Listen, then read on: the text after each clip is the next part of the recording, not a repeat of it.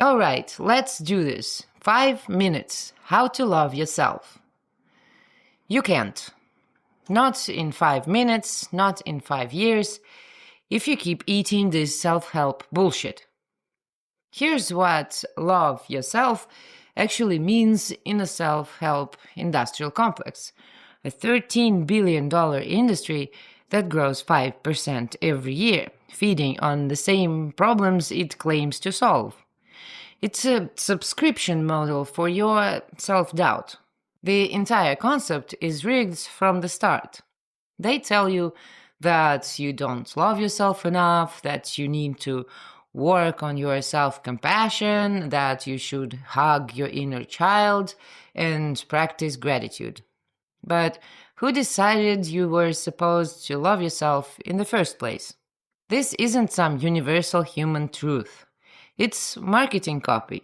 Self-love became a product the moment someone figured out how to monetize your insecurities, which aren't even yours to begin with.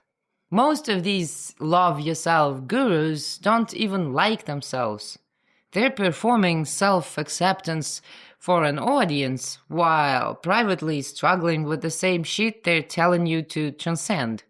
The whole thing is theater. And the scripts they give you, I am worthy of love. I accept myself completely.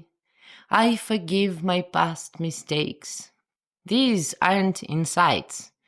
They're mantras designed to keep you busy while they empty your wallet. Here's the main mindfuck. Loving yourself requires you to split into two people. There is you that loves and you that gets loved. You become both the observer and the observed, the judge and the defendant. This split makes freedom impossible.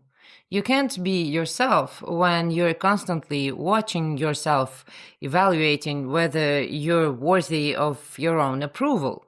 You're trapped in an endless loop of self-surveillance. Here's what's really happening. Look at a 3-year-old kid. They don't love themselves. They don't accept themselves. They just are. Pure flow of action without self-evaluation. Then the system teaches them to feel shame, to compare themselves, to prove their worth. And when they break under that pressure, the same system sells them self-love as a medicine. But it's not medicine. It's an upgraded version of the same disease. People who supposedly don't love themselves were programmed from childhood to earn love. They learned that affection comes with conditions. Be good, be successful, be convenient, be whatever someone else needs. The self-help industry tells you to redirect that same desperate energy inward. Instead of trying to earn mom's approval, try to earn your own. Same exhausting performance, new audience. But you can't earn something from yourself. The whole framework is designed to fail. You're still operating like love is a transaction, like you have to prove your worth to some internal judge who's never going to be satisfied. And yeah, therapy claims to teach unconditional self-acceptance, but you're still supposed to accept yourself. Same split, different packaging. It's like trying to lift yourself up by your own hair. Physically impossible without becoming two separate entities. But here's the deeper layer. Because of that conditioning, you don't even know who you are anymore. You were trained to be ashamed of your real self and to hide it, even from yourself. So you built a fake persona, a substitute that could survive by following the system's rules. And now you're told to love yourself. But which self? The mask you created to be acceptable? The performance you've been running so long you forgot it was a performance?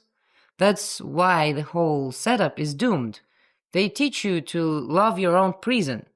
The system locked you in a mental cage of self-judgment, then sells you the idea that you should love this cage as your true self. But to know who you actually are, you need to get out of the cage first, not change how you feel about it. Every moment you spend trying to love your cage is a moment you're not looking for the exit. The system that tells you you're broken can't provide the tools to fix you. It's not a bug, it's the design. When you fail to love yourself properly, that becomes more evidence that you're broken. When you struggle with the techniques, that proves you need more techniques. The system feeds on its own failures. Here's what they don't tell you. The parasite doesn't just force you to seek self-love. It thrives on your attempts. Every failed meditation, every affirmation that doesn't stick, every moment of guilt about not doing the work, that's its food. It grows stronger on your sense of never being good enough. The economic proof is right there. If their methods worked, therapists would run out of clients. Instead, it's designed like a casino, just enough small wins to keep you playing, but the house always wins in the end. You don't need to love yourself. You need to see the entire control system, the parasitic program that's taken root in your head and keeps you trapped in the paradigm of your own inadequacy. It's hard to just stop evaluating yourself. That's like trying not to think of a pink elephant, especially when everybody around you is constantly talking about pink elephants. But when you finally see the whole control system, recognize it as a parasitic theater, the absurdity hits you.